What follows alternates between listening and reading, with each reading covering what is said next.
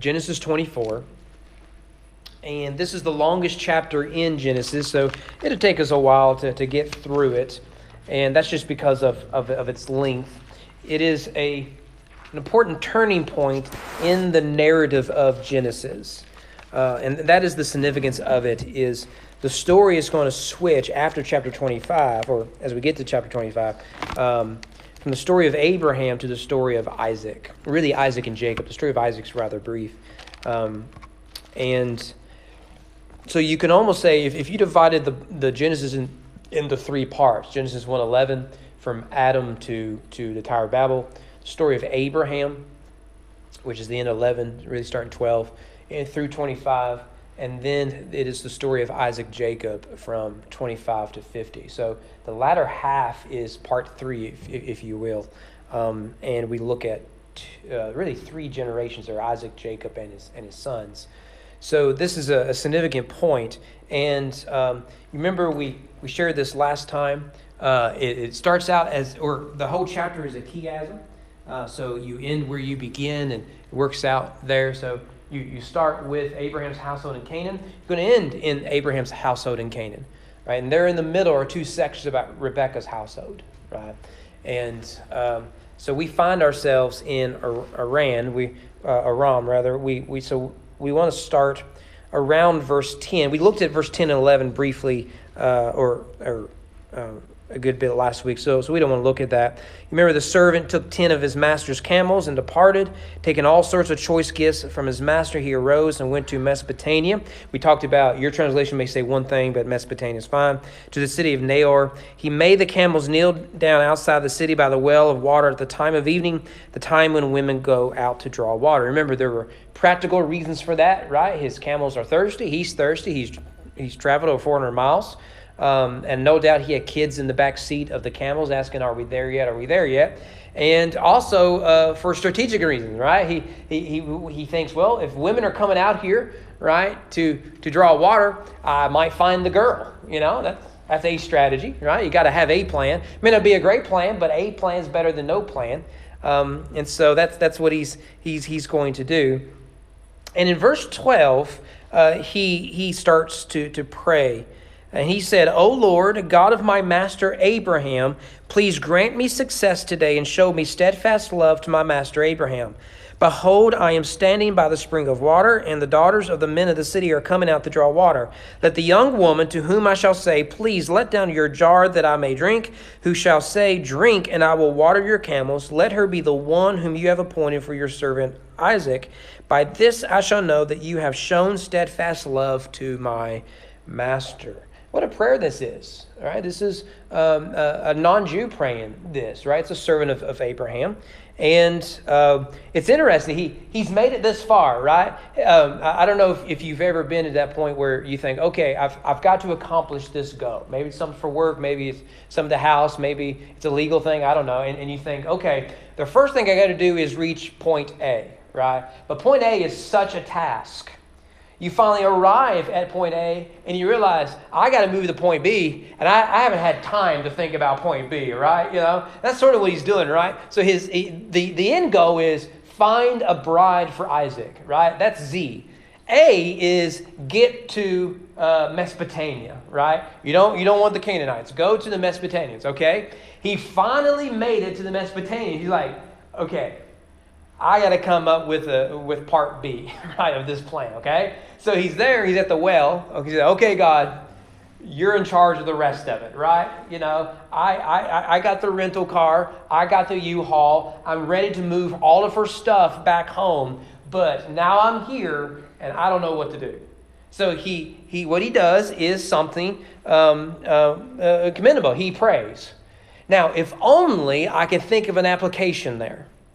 Someone who doesn't know what to do next prays. I'll let you decide if you can come up with a good application on that, right? He prays. Okay, God, if it is your will you provide for me a wife for this? And you see his prayer there in verse 12 is, grant me success. It is literally in the Hebrew, make it happen. I like that. Okay, God, okay, your problem now. Okay, I'm going to go over here and drink. I'm thirsty, right? Make it happen. And it is a request for God to sovereignly provide. Now you think about what he's really saying there is he is surrendering his authority, his insight, his wisdom, his power. Okay, God, make it happen. Make it happen, Captain, right? What I will do is withdraw my own wisdom here. Withdraw my own control. That is one of the biggest struggles we have as human beings, but even as Christians. This need to know that we've still got everything under control. Right? That act of faith is saying, okay, at this point, it's all up to God. Right? He's brought me this far. I'm going to trust him with the other. Who was the orphanage guy in England known for his prayer life? Oh, man, that's going to bother me. One of y'all is going to get on your box of knowledge. What's the term? Rectangle of knowledge, owned by the iPhone Foundation. And you'll find it out for me. But one of the most famous stories is they didn't have milk or something. And so he brought all the orphans together. They're going to pray. Lord, provide for us food and drink, And it was like a milk truck outside broke down. And if he had to just donate all of his milk because it was just going to go bad anyways. There's something like, it was in VeggieTales, so it has to be true, right? And there's something real. You read his story, and every time you read his story, you're thinking, because his whole orphanage was provided by prayer. Right? He never asked for money, never did. He just bring on the kids, God will take care of them. And you read a story, you're thinking, that's the life I want to live. But we're unwilling to really take that first little step to it, is it right? But what an example that is. And that's what he does here. And he says there in verse 12, steadfast love. Grant me success today and show steadfast love. Do your translations say anything different?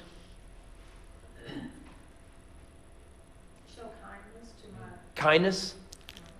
Kindness is a good translation. Anything else? You want to have mercy, maybe? Grace, perhaps? Not many put grace. It is a Hebrew word that's very important in the Old Testament. It's a Hebrew, you'll usually hear it say hesed. It's more of a hesed. But hesed, it means mercy or loving kindness, you'll see it described. Goodness, you may see it defined as. I'm not a Hebrew scholar, nor have I stayed at a Holiday Inn recently, but I almost see it as like a word for grace. I never see it translated grace for the most part, but it's the word that I often come to. I think mercy may be the closest we can get to grace there, but a loving kindness is good. Steadfast love, you have in ESV. It's a very important Hebrew word. We won't do a full word study of it. I believe the first uses of it is actually in chapter 19. Behold, your servant has found favor in your sight. You have shown me great kindness in saving my life. I believe this is Lot. But I cannot escape to the hills lest the disaster overtake me and I die. So it's deeper than you've been kind to me. It's often a divine kindness. Chapter 20, verse 13, when God caused me to wander from my father's house, I said to her, this is the kindness you must do for me. At every place to which we come, say of me, he is my brother. That's a bad use of of that word of hesed. 21:23, now therefore swear to me by God that you will not deal falsely with me or with my descendants or with my posterity, because I have dealt kindly with you, so you will deal with me with the land. That's is it Benadab? Is that his name? Or Abimelech. I think it's Abimelech, my father's king. This plays an important role in the Exodus story, particularly as it relates to God. You have led in your steadfast love, your loving kindness, your mercy, the people whom you have redeemed. I think this is Miriam's song after, I think, is it 14 when they cross the, 13, 14, they cross the Red Sea, and then is the Exodus 15 is the song that Miriam wrote. Same thing in 34. By the way, chapter 34 has, it's more than verse 6, so I don't have the entire reference down there. But I think this is the most referenced verse that the Bible has in the Bible. It shows up all the time in the Bible. The Lord passed before him and proclaimed, the Lord, notice Yahweh, the emphasis by repetition. A God merciful, gracious, slow to anger, abounding in steadfast love and faithfulness, keeping steadfast love for thousands, forgiving iniquity and transgression and sin, but will by no means clear the guilty, visiting the iniquity of the fathers on the children's children to the third and fourth generation. Notice there, you have here, in this definition of God, how he interacts with humanity, both his loving kindness and his justice, his love and justice. What you're going to find in the history of religion in general, but Christianity in particular, is most movements will err either on the side of love, particularly in theological liberalism today, or err on the side of God's judgment, which you'll find in theological fundamentalism today, right? So liberalism will say, well, we can just do anything we want because God is just so full of love, so full of love. Like, yeah, what about the other half of the Bible, right? That's there too. And then a lot of your fundamentalists, they're ready to burn everyone in hell, right? Right there, right now, right? God, can you just, right now, just call down fire from heaven? Well, the Bible doesn't allow us to err on either one of those, but to have a difficult balance, right? God is one who is gracious to those who are broken and repentant. He is just towards those who are wicked. I think I've referenced this before. Martin Luther was once asked how to pray in light of disasters, right? And I think of it often when there's a natural disaster that we deal with. And I'm see if I can do this off the top of my head. The 3 points he says: Lord, protect the innocent. Lord, save the repentant. And judge the wicked. Now, all three are true, right? Because we want the wicked condemned. We want the wicked judged. Justice requires that. But if the wicked repent, we want salvation for the wicked. Right? I mean, isn't that the beauty of the gospel? Because we were all in that category until we came to Christ. Right? So this is a very important word. One more examples of hesed, one of my favorite parts of the Bible. Here it is. Surely, and don't call me Shirley, surely goodness and hesed, mercy, kindness will follow me all the days of my life, and I'll dwell in the house Lord forever. You ever hear me preach on Psalm 23? I like to point out that goodness and mercy are sheepdogs, right? If you follow the sheep motif, if the shepherd leads from the front, the sheepdogs lead from behind, right? And so whenever we're prone to wander, Lord, I feel it. There's goodness right there saying, no, you're going to stay in line here. Stay. We're going through the valley. If we ever feel like we're unworthy of grace, there's mercy over there that they say, no, you need to get back over here, follow the shepherd. But here he uses the word hesed, show me kindness, show me mercy. It's love, steadfast love to my master. So he's praying for the good of other people. Boy, if only I could think of an application there, right? Well, also notice that in verse 13 and 14, he asked the Lord to provide him a sign, a natural sign, right? He simply wants God to provide a wife for him. And so he concocts this test, right? The test is that the woman of choice that God chooses, right? That's the key. He only wants Isaac to marry the woman of God's choice, not his. What a word of application that is for anyone who's in the dating scene, right? Don't marry for expediency. One of the things you'll find with young women is they want to have children. They want to get married. They want these things so good. Oftentimes they will cut corners, and everyone can say, we're just not sure there's real wise here. Men can fall for similar traps, right? And here is, give me the woman that you desire Isaac to have. And so the test is pretty straightforward. The woman who comes and shows great hospitality, right? Now, to us it thinks, okay, his camels need refueling, right? Maybe gas is a little cheaper in Mesopotamia than it was in Canaan. So someone comes and offers to pump gas for him, right? In the form of giving water to the camels. But remember what he has here. An average camel can lose up to 25 gallons of water. And that's got to be refueled. I don't know if you know much about camels, but this is why they're great for the desert. They can store water, and they can go miles and miles without drinking and use that stored water. So when they do fill up with water, they really fill up with water, right? Anyone run your gas tank? I'll give you an example. We had given to us a truck. I buried a man that we were very close to, and he wanted my wife and I to have his truck. We used to drive his truck. It was a way for me to minister to him. Widowers really struggle with loneliness. So I'd go see him, and we'd drive around his truck, and we'd pick things up. So he was going to give me his truck, but his son wanted it, and that was fine. So his daughter went and found a cheap truck. It had 2 tanks on it. Now, when I say we were poor, we were dirt poor. We couldn't afford anything. We couldn't afford the vehicle we had. And I told her, I said, that is so nice of you. I can't put insurance on it or gas, right?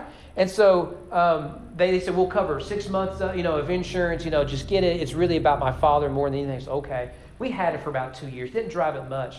I would put $10 gas in it, and I would only use it when my wife wanted to sell something at the local consignment shop. So this was more frequent than I wanted. And I put $10 of gas in it. It would get me up there and back. Right? And then I put $10 in it, up there and back. He had 2 tanks. I never put a drop in the second tank. Right? For me to fill it up would have cost us just a ridiculous amount of money. We kept it low. I mean, just couldn't afford it otherwise, right? And that's what you have with a single Camel, 25 gallons. That's a lot of petroleum. Now remember, he is traveling with at least 10 camels. Okay? Because he's going to give these camels away. So that's a lot of work. And so what you have then is she's going to put the jar down in the well, pour it up, or put it down well, fill up the jar, give it the camel. And now that's a lot for one camel. She's going to do that for multiple camels. Now, that's not just a nice gal, okay? This is someone who is over the top with hospitality. Remember, hospitality is one of the major things to have in this culture. So this is a real test, and it's going to narrow down the field real quick, right? I've told you before, when my wife met me, she didn't notice good looks. She didn't smell potential money, and she knew there wouldn't be money. She found out I wanted to be a preacher.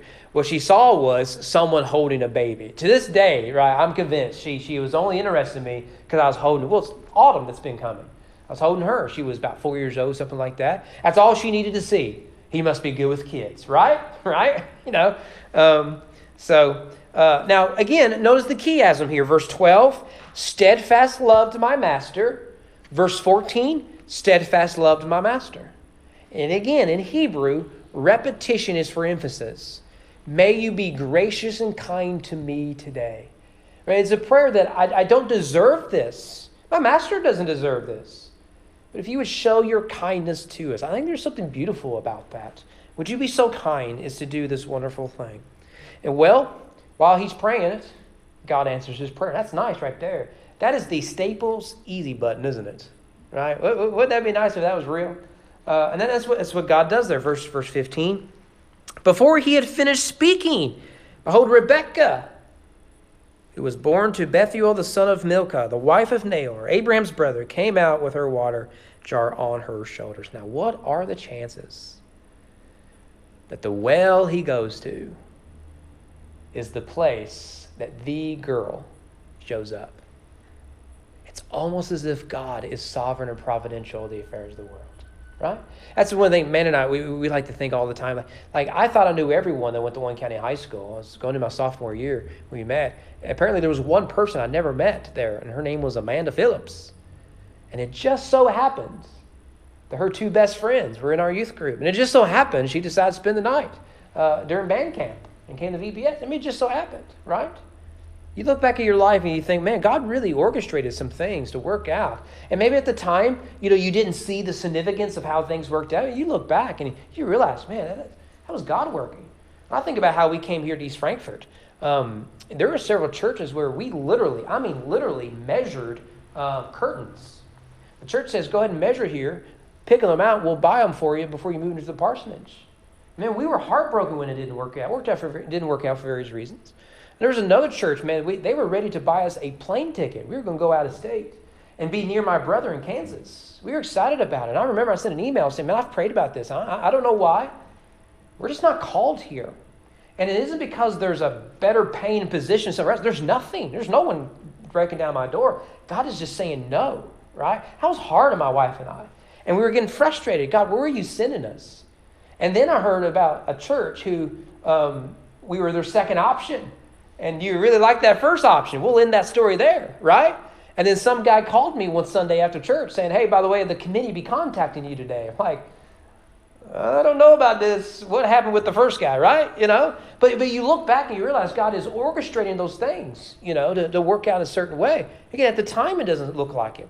Now, one of the things you'll find in the Bible, this does happen. Sometimes someone prays and it isn't answered until generations later. Abraham dies the next chapter and all the promises of God are not fulfilled. But he dies believing God will fulfill it. Right? He has a son, but he doesn't have a nation. He's a sojourner who owns a few acres in the promised land, but he doesn't possess the promised land. Those are the major promises. God didn't give it to him. Sometimes you ask a prayer, and it may never be given to you in your lifetime. You got to be okay with that. Right? That is hard for parents with prodigal sons and daughters. It may very well that you die, and you never know if your child will ever repent. You just know you got to leave that with Christ. At other times, God has answered a prayer before the prayer is ever asked.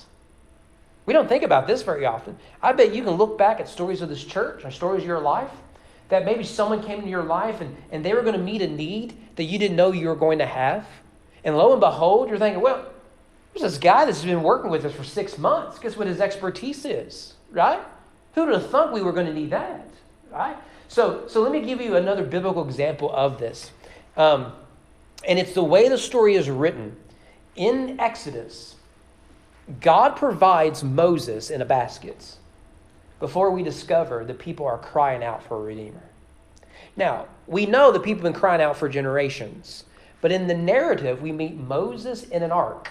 A basket is the word for ark, the same word that Noah is in.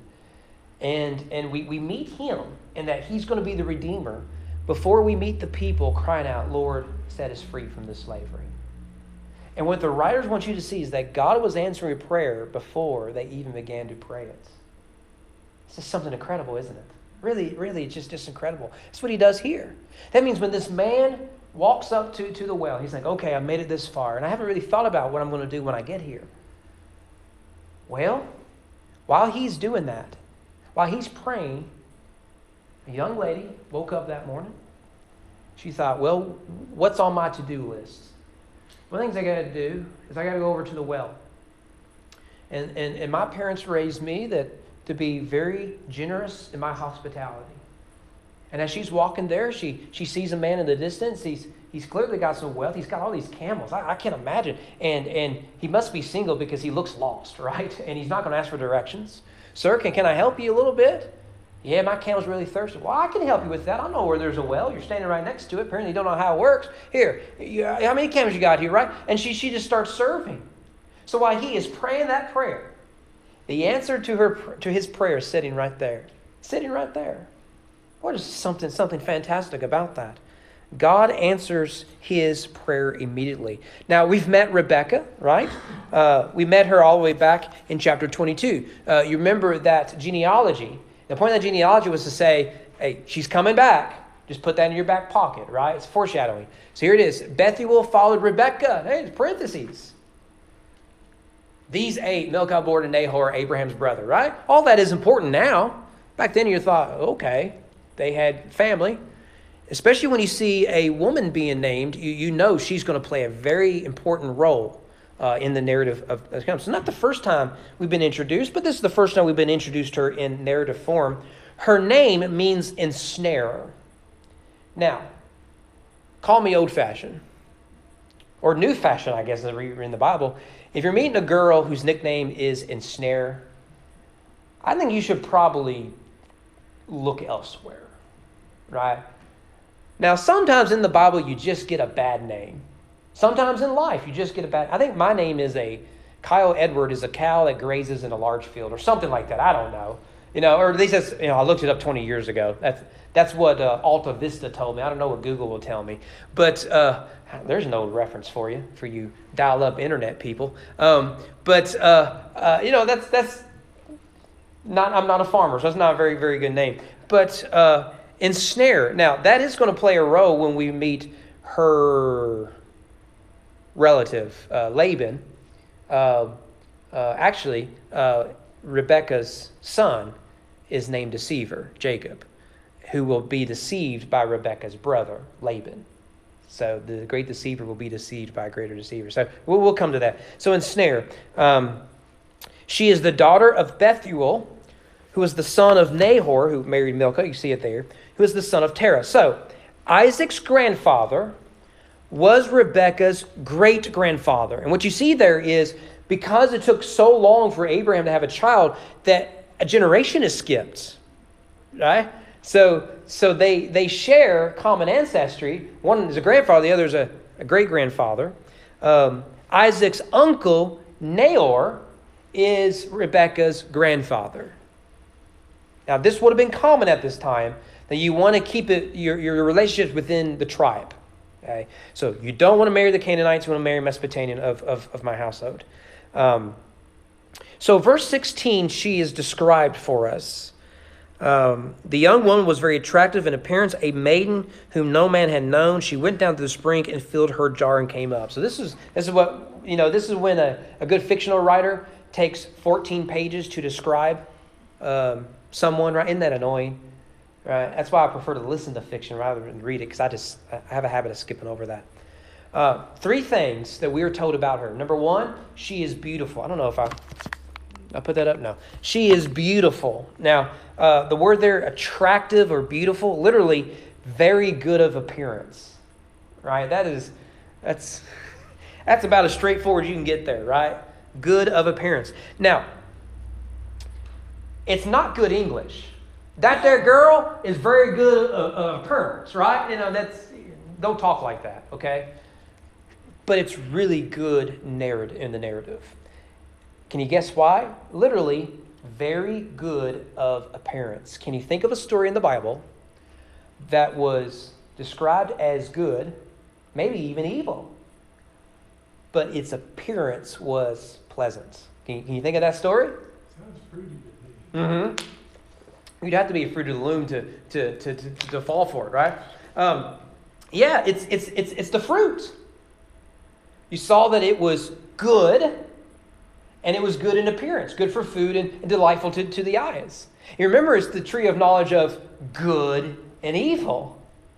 So here is one who is good in appearance, pleasing to the eye, is good. And so the question is she really the one? Well, will the right decision be made here? Is this another one of those trees, these decision points that we get of these characters? A couple things here, a couple of things about beauty that we need to mention here. Actually, we spend quite a time on this. First of all, beauty is a good gift from God. Now, I need to pause here. I'm using a word that we need to make sure we define from a Christian perspective. We do not confuse beauty and prettiness. There are a lot of things that are not pretty, but are beautiful. Okay? For example, the cross of Jesus Christ. Not pretty. It's an act of injustice. It is cruel. It is unusual. And it is evil. It is the peak of human depravity. Yet we wear it around our necks, and we hang it on our walls, and we have it in our sanctuary. Why? Because we see it is beautiful. In fact, what we've done artistically is we've turned it into art. This is not what the cross would have looked like, right? It would have looked like a plain tree. Would have had thorns perhaps in it. It would have been splintered. And it would have just been a makeshift execution tree, right? That's not pretty. But what we've done through art is we've made it beautiful, because it is beautiful because of what it means. The face of a child with Down syndrome, by cultural standards, not pretty. But because of our view of the Imago Dei, it's beautiful. In fact, I've been to a funeral of a child who passed away of trisomy 13, one of the hardest funerals I've ever been to. And we knew the family. It was a tragic situation. I've probably shared about it before. I remember looking at that child. An infant died within 36 hours of being born. Saying that is a beautiful child. The trisomy 13 Down syndrome was very prevalent there. Look at that child. That is a beautiful, innocent child there. Worthy of life, even if for mere minutes. Worthy of life. And what a gift those mere minutes were. But not pretty. Death is right there. It's not pretty. What we've done as a culture is we've merged those two. You're not beautiful unless you're pretty. Now, we may redefine what is pretty. Now, what is pretty may be unhealthy. But what we'll say is if you have enough makeup, if you have enough money, if you fit a certain standard, then you're beautiful. And particularly this affects little girls, as they think, okay, I will never be perceived as beautiful, what we all desire, unless I have this, meet this standard. And what you'll find in culture is you'll never reach that standard. In American culture, if you're skinny and darker skin, right? Then you are beautiful. Why? We work inside and not out in the sun. Our skin is lighter. And we're all overweight because we're rich.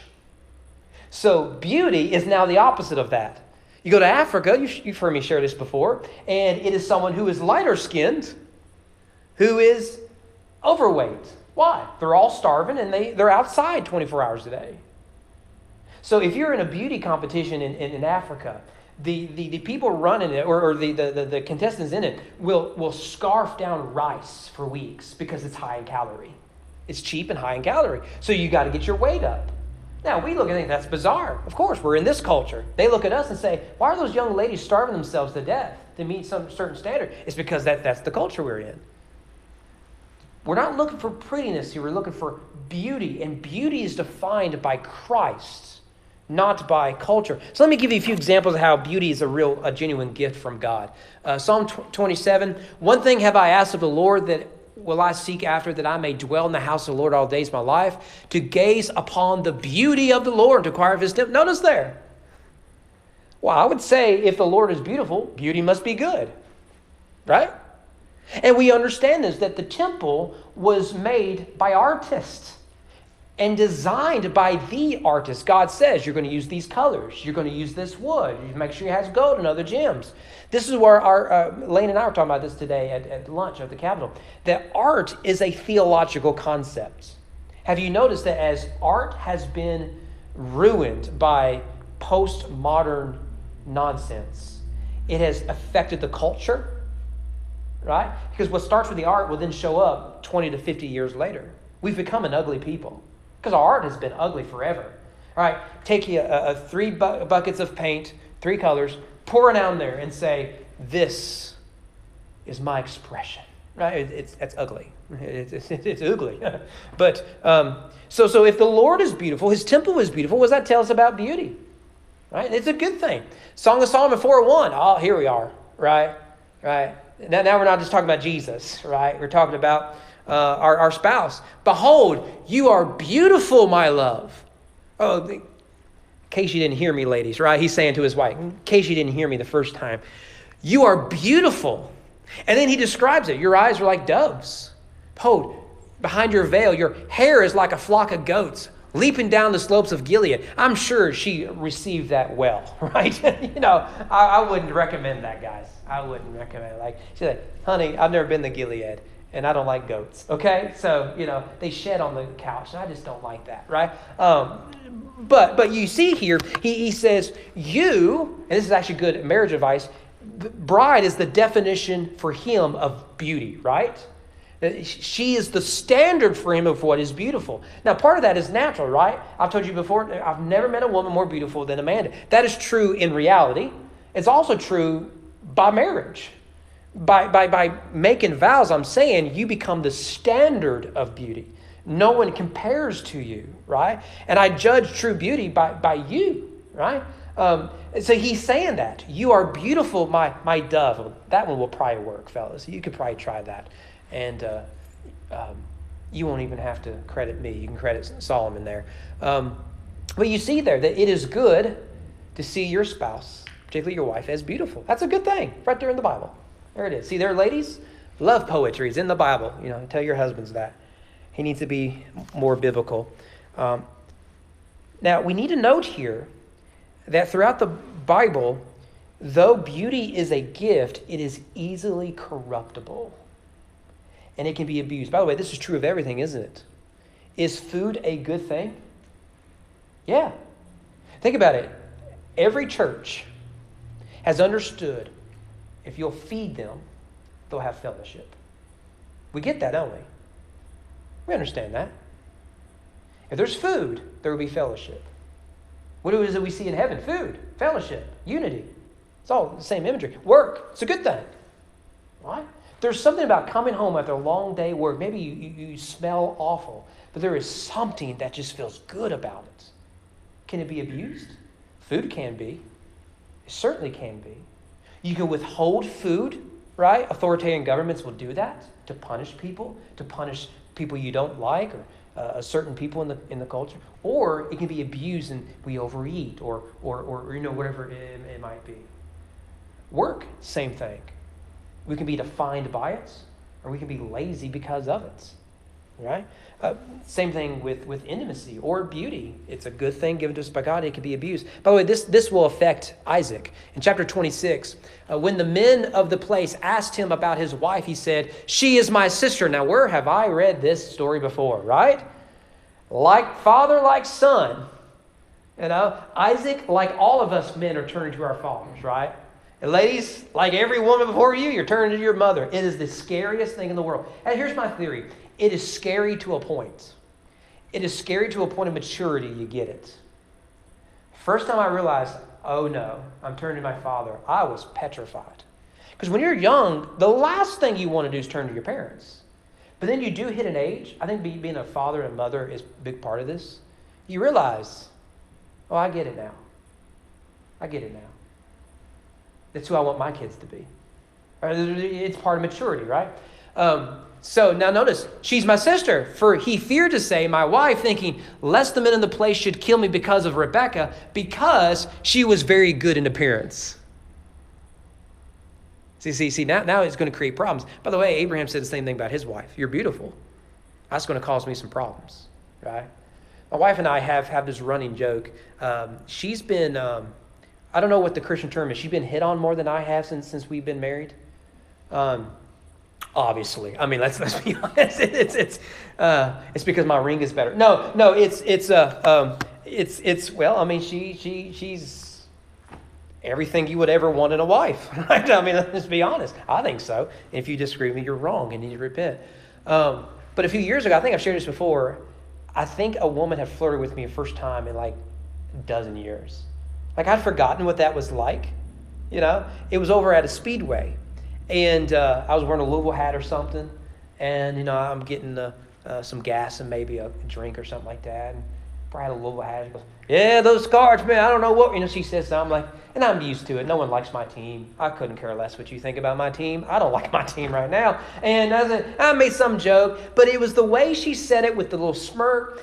It was like 3 days later, it clicked. I think she was flirting with me. Honey, you're not going to believe it. I'm so excited. I've got options now, right? I can go back. You better treat me good, right? On my wife's 30th birthday, she's got both kids with her, and they're small, right? They'd be, about 2 and 5, okay? She's at the Hardsburg Walmart. We call it the Hardsburg Dollar Store because it's about the length of these middle pews. Very small, one of the smallest Walmarts in the country, okay? And we call all the dollar stores Walmarts in Breckenridge County. It's sort of a running joke. And this guy, she knows, has been stalking her, right? And she feels a little uneasy. This guy keeps following me around, staring at me, and I wasn't with her. Eventually he came up and goes, "I'm sorry, I just got to ask. Are you still with the baby's daddy?" right? And she called me. She's like, "Guy asked me out today." I'm like, smart man, I would have, right? I'd put up with those kids for you. Do it every day, right?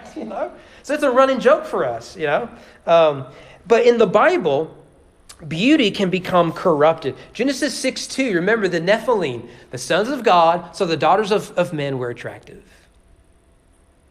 You see the corruption there. And remember, Genesis 3 is when it's and Genesis 6 are an inversion of each other.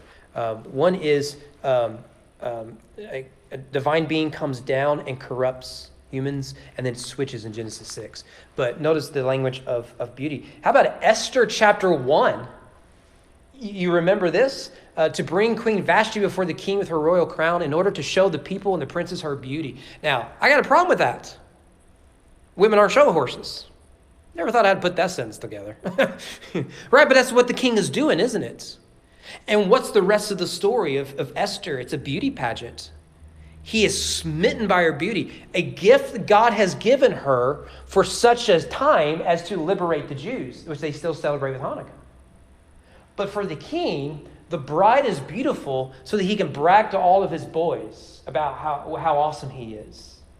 That's a problem. I have a problem with that, right?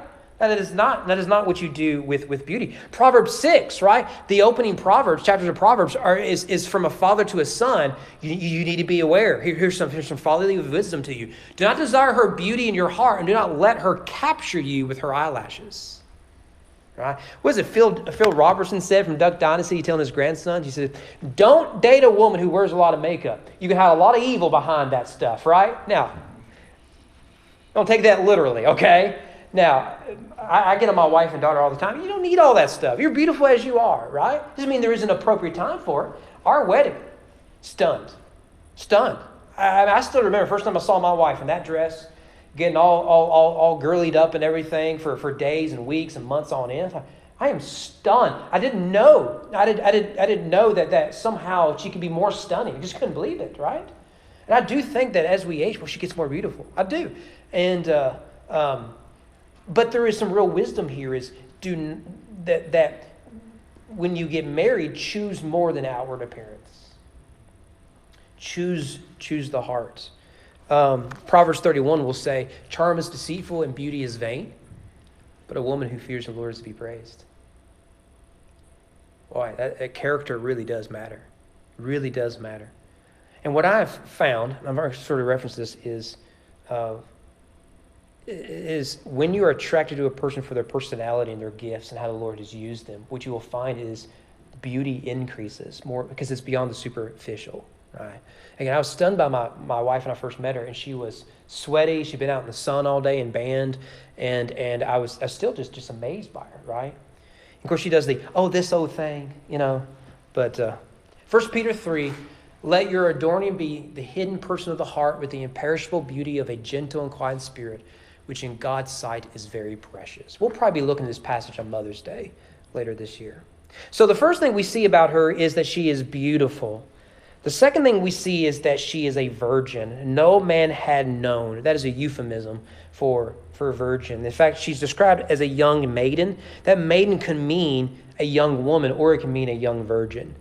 The Isaiah 7 prophecy about Mary is similar to that. But it's very clear in the text that she is a virgin. She has not known a man.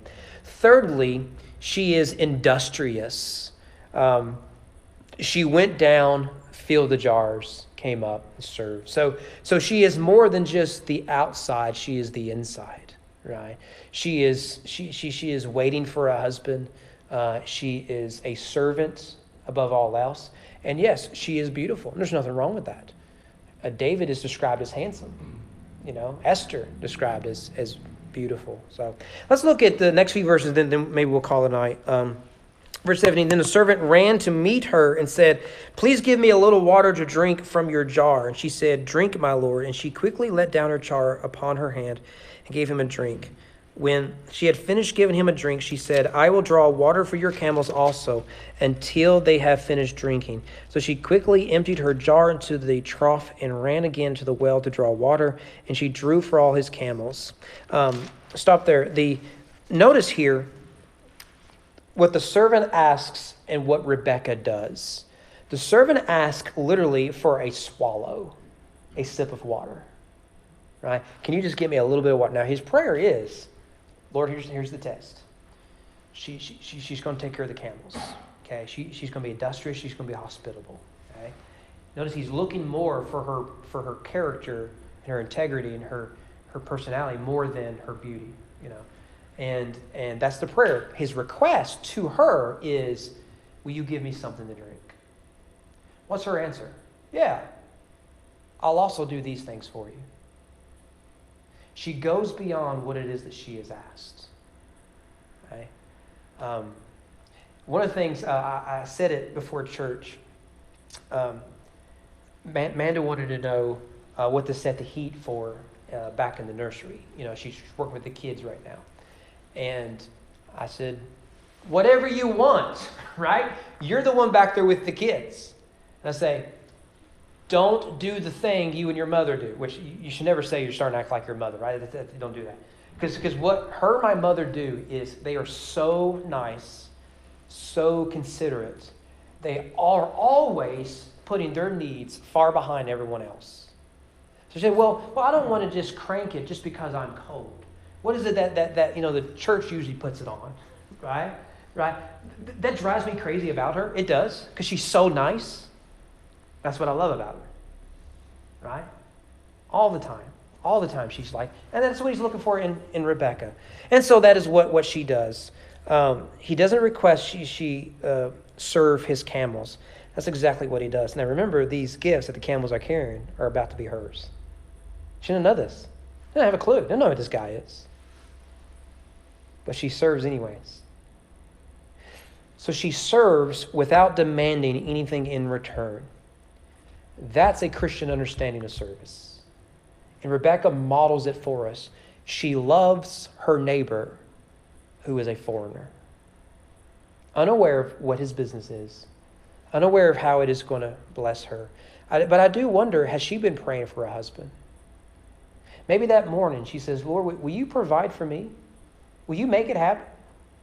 And little does she know, a garden variety, standard, everyday trip to the well changed her life. And the only thing that changed was God made it happen. Her responsibility is not to force the issue, but to be found faithful when the time comes. That's a hard lesson to learn, isn't it?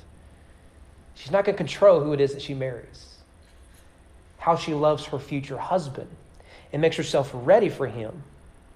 That's something she can control. What a model she is for all of us, men and women. How about we stop there? Anything you guys have? Danny, did we miss anything? Hey, how did man water your camels? Yeah. I've probably told this story before. VBS was a big outreach for our youth group. We would just grow immensely because of VBS. And during snack time, our youth minister, actually I was one of the older youth, he pulled me aside and says, so what do you think of our new guests? We had 3 or 4 that day, And, oh, he seems nice, she seems nice. She goes, what about the new girl? What's her name? Amanda? Because my sister named Amanda, so he can remember her pretty well. Like, I was so like, yeah, she seems nice, right?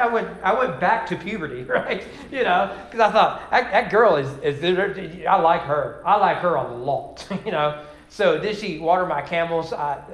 She noticed me. That is sufficient, right? And when I asked her out, she said yes. So, And then she met my friends, and then I thought maybe she won't want to stick around, right? Looking back, it's just amazing how God orchestrated all that. Anything else you guys have?